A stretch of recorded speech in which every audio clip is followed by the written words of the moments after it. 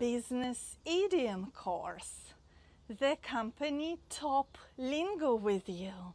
Please, if you want more videos like this, do not forget to subscribe and like us.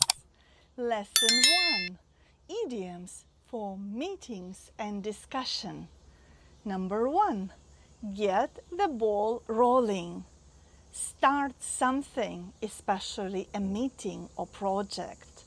For example, let's get the ball rolling with a quick update on last quarter's sales.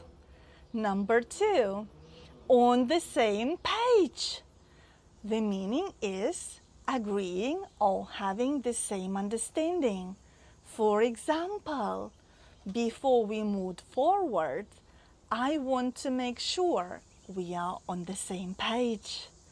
Number 3, touch base. The meaning is to make contact or talk briefly. For example, I'll touch base with you after the client call. Number 4, in the loop.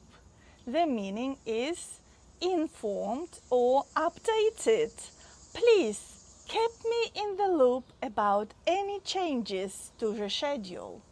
Number 5, raise the bar. The meaning is set a higher standard. For example, their new product has really raised the bar in the industry.